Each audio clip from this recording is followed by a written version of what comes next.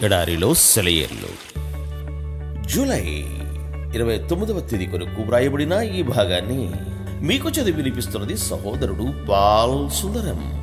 నీవు హిమము యొక్క నిధులలోనికి చొచ్చితివా? ఆపత్కాలము కొరకును యుద్ధము కొరకును యుద్ధ దినము కొరకును నేను దాచియుంచిన వడగండ్ల నిధులను నీవు చుచ్చితివా? యోబు గ్రంథము 38వ అధ్యాయము 22-23 వచనముల సమాహారము.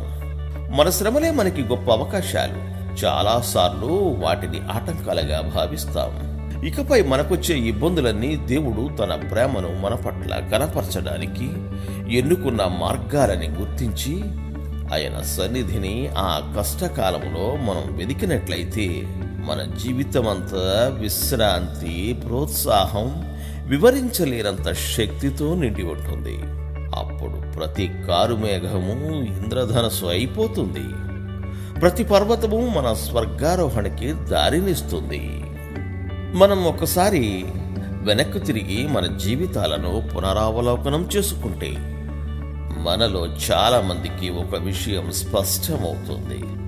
అదేమంటే మన పరమ తండ్రి మనకు తన కృపను, విస్తారమైన దీవెనలను ఇవ్వడానికి ఎలాంటి సమయాలను ఎన్నుకున్నాడంటే మనం పూర్తిగా వేసారిపోయి అన్ని వైపుల నుండి దారి మూసుకుపోయిన సమయాలను, దేవుని నుండి విలువైన ఆభరణాలను, నల్లబట్టలు వేసుకున్న సేవకులు మురికిగా ఉన్న పెట్టెలో పట్టుకొస్తుంటారు.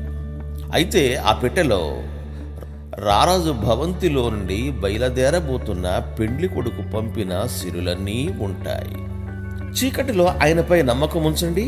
మనకు అర్థం కాని సంభవాల మధ్య నిశ్చలమైన విశ్వాసంతో ఆయన్ను ఘనపరచండి.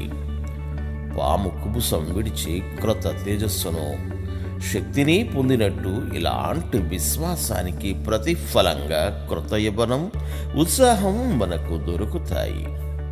దేవుడు చూసినట్టు రేవులోకి మనం కూడా తొంగి చూడగలిగితే ఇప్పటి ఈ దుఃఖం మనల్నేమీ చేయదు. ఆనందాలు ఎదురు చూస్తున్నాయి, దుఃఖాలు తెరమరుగవుతాయి.